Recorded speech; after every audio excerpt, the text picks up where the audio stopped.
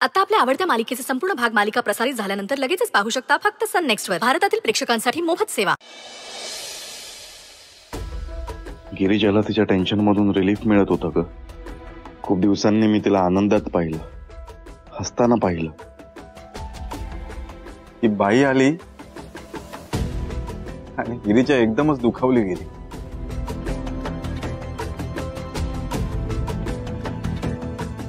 तू वेळेत सावरलंस म्हणून ठीक आहे. अरे माझ्या जागी कुणीही असतं तरी हेच केलं असतं विक्रांत.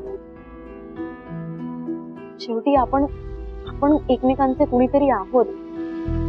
गिरिजा तुझी होणारी बायको आहे. तिथे गप्पा बसून कसं चालणार होतं? आणि तसं केलं असतं ना तर ती बाई शेफारली असती. बरं सगळं सोड. मला उद्या गरज पडली तर तू नाही येणार धावून? येणार ना. मग no sorry no thank you. Okay.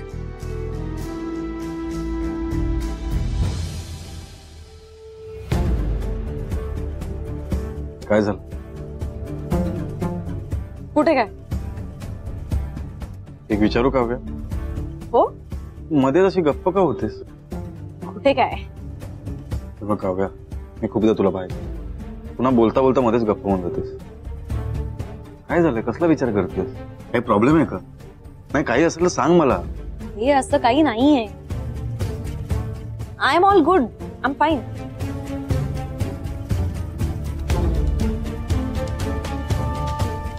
मला नाही सांगणार.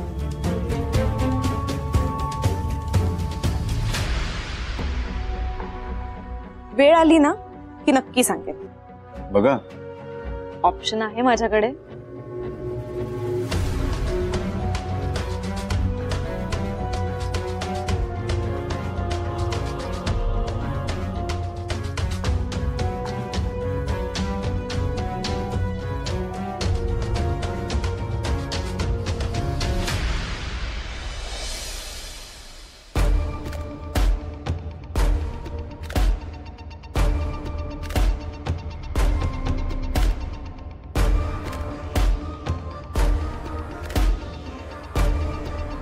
आई रडत का होती? काय माहिती.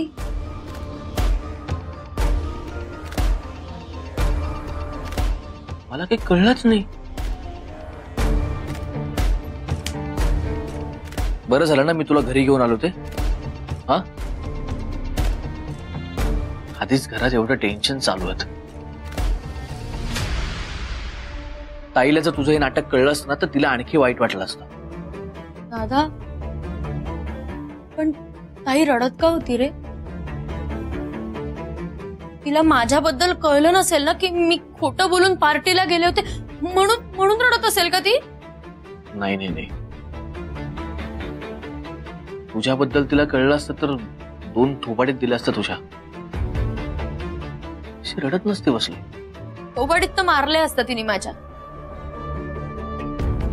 दादा ती उद्घाटनाला गेली होती ना, तिकडे काही झालंय का?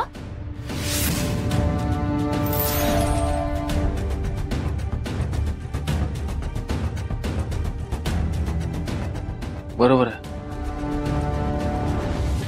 तिकडे काहीतरी नक्कीच झालं असणार.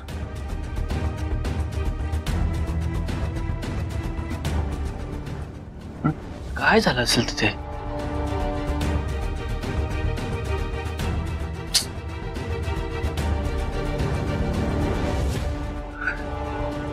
ऍक्सिडेंट प्रकरणानंतर ना ताई खूप खचली आहे ग. आधीसारखी ताई नाही राहिली.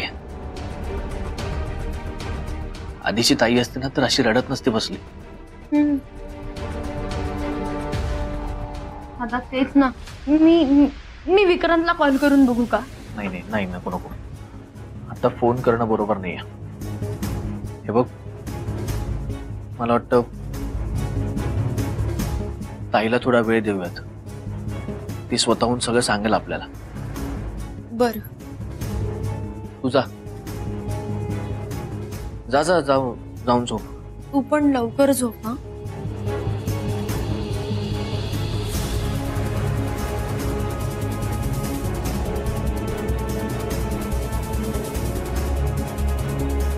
नेमकं काय घडलं असेल? कॅफेच्या उद्घाटनाला रमाकांत काका तर नव्हते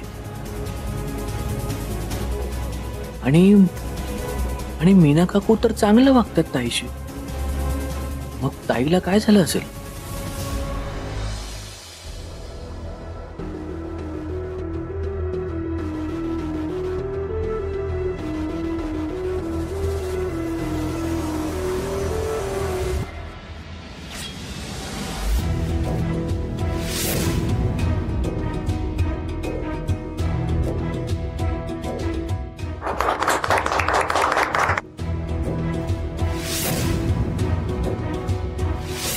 तुम्ही या गुन्हेगार मुलीकडनं उद्घाटन करून घेताय?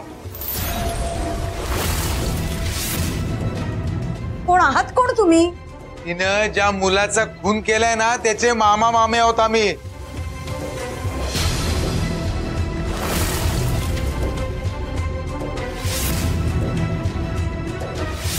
या असल्या मुलीच्या हातून तुम्ही उद्घाटन करून घेताय? कसला होणार आहे हो तुमचा बिझनेस? सगळा रस्सा तळाला जाणार आहे. हे बघा, वाटेल ते बोलू नका. काय ग, तू नाही मारलंस माझ्या मुलाला? सांग ना. कोर्टात केस चालू आहे ना तुझ्यावर. तुला थोडी तरी शरम वाटायला पाहिजे. गप्प बसा, तुम्ही वाटेल ते बोलते. आता तू एका गुन्हेगार बाईची बाजू घेतोयस आणि मला गप्पा बसायला सांगतोयस? तुमच्या दोघांचा प्लॅन होता का हा? मी तर म्हणते कुणीही याच्या हातून चहा पाणी घेऊ नका. खुनी बायकोला पाठीशी घालणारा माणूस आहे हा.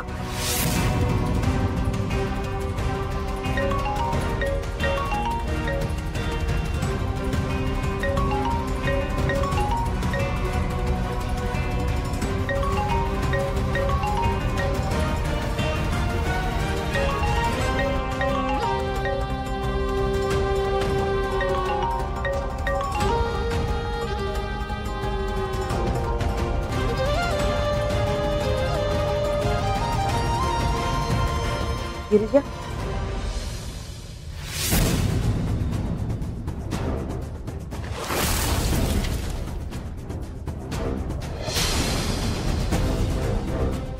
काय अवस्था करून घेतली स्वतःची? नाही, घाबरू नकोस. तुझंच अंतर्मन आहे. मी राहवलं नाही म्हणून भेटायला आले. रडून रडून डोळे सुजलेत. चेहरा बघ कसा दिसतोय. रात्रभर झोपत नाहीस, काही खात पीत नाहीस, कोणाशी बोलत नाहीस. मी हे मुद्दामून करत नाहीये. काय करू मी? गेल्या काही दिवसांनी एवढ्या अनपेक्षित गोष्टी घडतायत ना, माझं मलाच कळत नाहीये. आयुष्यात कधी विचारही केला नसेल असा एका मुलाच्या खुनाचा आरोप आहे माझ्यावर. माझ्या हातून खून झालाय.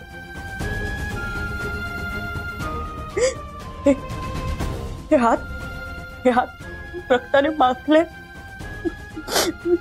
मी विचारच करू शकत नाहीये. हो, नको करूच नसते विचार. तू त्या मुलाला मारलं नाहीस. तू काहीही मुद्दाम केलेलं नाहीयेस. तो एक ऍक्सिडेंट होता. तो स्वतःहून मध्ये आला आणि तू त्याला लगेच हॉस्पिटलमध्ये घेऊन गेली होतीस. हो, पण तो नाही वाचला. मी पूर्ण प्रयत्न केले, सगळे प्रयत्न केले, पण तो नाही वाचला.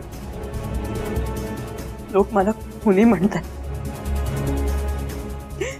आणि या गोष्टीचा सगळ्यांनाच त्रास होतोय. विक्रांत पण यात विनाकारण अडकत चाललाय. मी काय करू? धीर धर. कशी धीर धरू? काहीच चांगलं घडत नाहीये. प्रश्न जर फक्त माझा असता ना तर मी शांत बसलेही असते, पण इथे सगळ्यांनाच माझ्यामुळे त्रास होतोय. कशी धीर धरू मी? रड. त्याने प्रश्न सुटणार असतील असं तुला वाटतंय तर रड. खुशाल रड. उपाशी राहा, गुम्यासारखी बसून राहा, पण त्याने प्रश्न सुटणार असतील तर. मला समजतंय, सगळं समजतंय, पण यातून बाहेर कशी पडू ना हे समजत नाहीये. ते सांग मला. आणि तुला बोलायला सोपं आहे ग. रडू नकोस, धीर धर. एकदा माझ्या जागी उभी राहून बघ, मग कळेल तुला. गिरीजा, अगं मी तुझाच एक भाग आहे, मी कोणी वेगळी नाहीये. मग तू मला दोष का देतीयेस? मी तुला दोष देत नाहीये, तुला धीर देतीये. हे बघ, रडून प्रश्न सुटणार नाहीये. आणि तू दुःखी राहिलीस तर त्याने तुझ्या माणसांनाही त्रास होणार आहे. कळतंय, पण वळत नाही. मला ना सगळ्यात जास्त भीती या गोष्टीची वाटतीये की या सगळ्यामुळे विक्रांतला आता अजून किती आणि काय काय सहन करावं लागणार. नाही, मी नाही सहन करू शकत आता.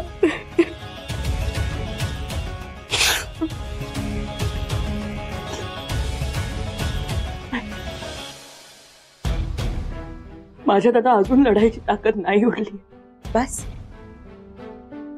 इतक्यात हरलीस? कुठे गेली ती गिरीजा? सगळ्यांना धीर देणारी, सगळ्यांना सांभाळून घेणारी, कुठलाही अन्याय झाला तर त्या विरुद्ध लढणारी खंबीर मनाची गिरीजा. कुठल्याही परिस्थितीत नेहमी पॉझिटिव्ह राहणारी गिरीजा कुठे गेली? हरवली. मग शोध तिला. ती कुठेही गेलेली नाहीये, ती तुझ्यातच आहे. सापडेल ती. हरू नकोस. लढ, कणखरपणे लढ. खोट्याचा कितीही जय जयकार झाला ना तरी सत्य कधीच लपून राहत नाही. रात्रीत मिणमिणत्या दिव्याचा प्रकाश सुद्धा त्या अंधाराला भेदून टाकतो. सत्याचंही तसंच आहे. तू कोणाचंही वाईट केलेलं नाहीयेस ना, मग तुझंही कधीच वाईट होणार नाही यावर विश्वास ठेव. सत्याला जिंकायला थोडासा वेळ लागेल, पण सत्यच जिंकेल.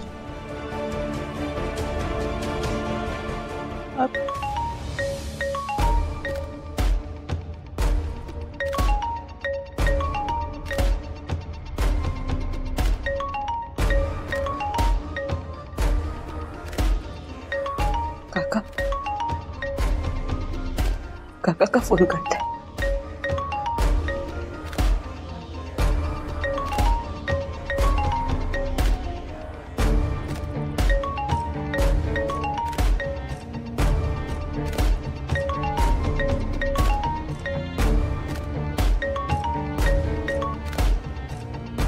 बोला.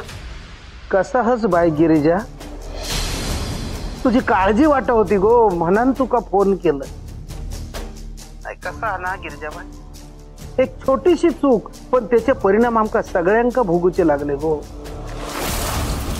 तुझ्या हातून खून झालो म्हणजे अपघातच होतो तो, पण तो पोरगो मेलो आणि तुका जेल झाली. तुका जेल झाली ह्या ऐकान हर्षूबाईची तब्येत बिघडली. आता ह्या अशा अवस्थेत हर्षूबाई ह्यो धक्को पचवू शकता की नाही काय कळणार नाही. ते त्याच्या बाळाक काय नाही झाला म्हणजे मिळवलं का सांगतोय गिरिजाबाई. ह्या ऐकांना रात्रभर माझं डोळ्यात डोळो नाही लागलो गो, माका झोपच नाही फिरलं का ना. तुम्ही काळजी करू नका. अरे अशी कशी नको काळजी करू, सांग ना कशी नको काळजी करू. नको कसाय झाला काय झाला ना तरी काका आहे मी तुझो. तू टेन्शन घेऊ नका बाय. हायच्या कोर्टात जर आपल्या बाजून निकाल नाही लागलो ना, आपण हायकोर्टात जाऊया. मी वाटेल तर करीन, जीवाचा रान करीन, पण तुका शिक्षा होक देवते ना गिरिजाबाई. बघ गिरिजाबाई, तू अजिबात काळजी करू नको. आम्ही सगळे तुझ्या पाठीशी उभे असो, सगळे. आणि महत्वाचं काय तुका माहिती आहे, तुझं होणारो नवरो विक्रांत, त्याचा अख्ख्या कुटुंब सुद्धा तुझ्या पाठीशी उभ्या. जा काय सहन करूचा लागत ना तो विक्रांत एकटो सहन करीत, पण अशा परिस्थितीत तुका एकट्याक सोडूचो नाही चिरल्या का ना.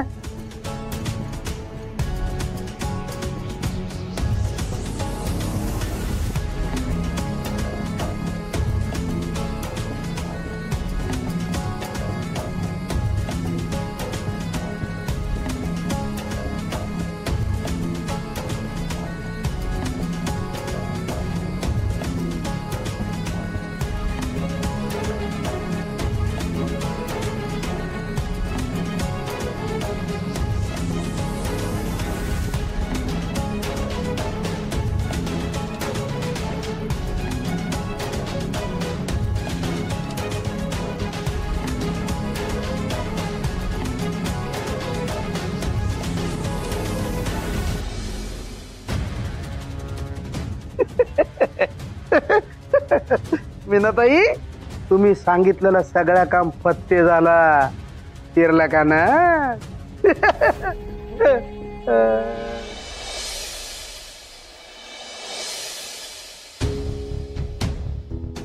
गिरीजा मयेकरांच्या घरी काय घडते कळत नाही मला.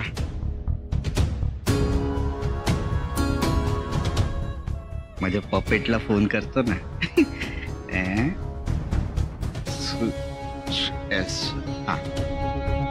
कॉलिंग.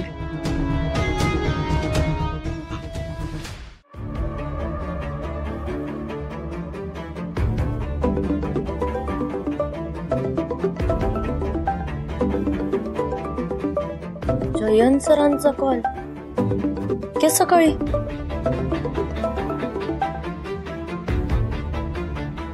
हॅलो, मी सुचित्रा मयेकर. हा बोला ना sir. Good morning. Good morning. Good morning sir. माझं तुमच्याकडे एक अर्जंट काम होतं. बोला ना. माझं एक पुस्तक राहिलंय का तुमच्याकडे बघा हो. ह्युमन अनाटॉमी आणि फिजिओलॉजी. ते खूप इम्पॉर्टंट आहे. म्हणजे मी हॉस्पिटलमध्ये शोधलं पण ते काही मला मिळत नाही. If I am not mistaking, मी तुमच्याकडे जेव्हा शिकवायला यायचो ना तेव्हा कदाचित तुमच्याकडे राहिलं असेल. जरा चेक करता. मी करते. 2 मिनिटं होल्ड करा, मी बघते. एक मिनिट.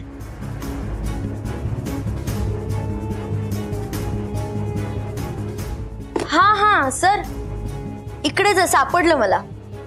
सापडलं का?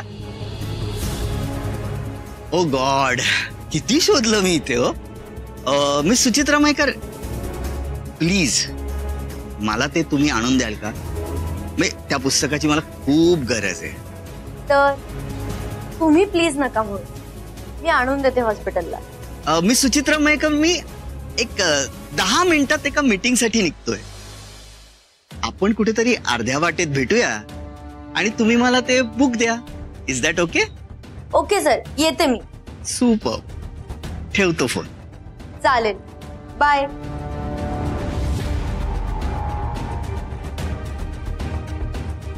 त्या निमित्ताने काय घडते त्या घरात ते तरी कळेल. कुठलं बुक पाहिजे मला?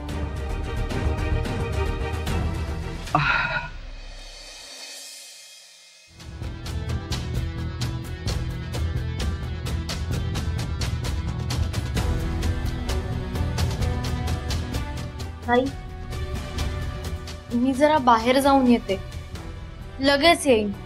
हा,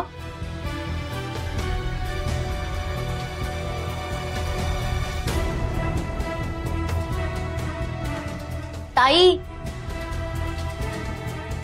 मी म्हटलं हॉस्पिटलला जाऊन येते. ऍक्च्युली अर्जंट आहे. सरांचं बुक माझ्याकडे राहिलंय आणि ते त्यांना आत्ता हवंय, सो मी पटकन त्यांना जाऊन बुक देऊन येते.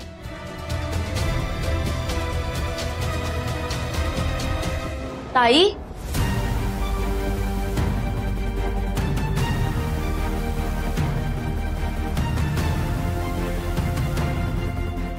ताई इतकी का गप्प आहे? काहीच रिॲक्ट करत नाहीये. माझ्यावर चिडलीये म्हणून बोलत नाहीये का ती? ती जरा डिस्टर्ब पण वाटते. मी विचारू का काय झालंय? मला वाटतं ताईला थोडा वेळ देऊयात. ती स्वतःहून सगळं सांगेल आपल्याला. नको नको, राहू दे, मी निघतेच.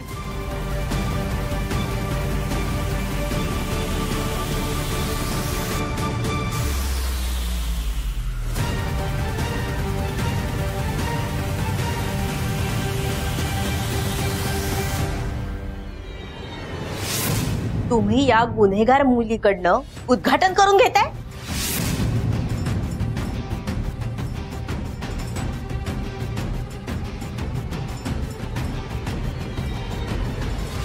या असल्या मुलीच्या हातून तुम्ही उद्घाटन करून घेताय? कसला होणार आहे हो तुमचा बिझनेस? सगळा रस्सा तळाला जाणार आहे.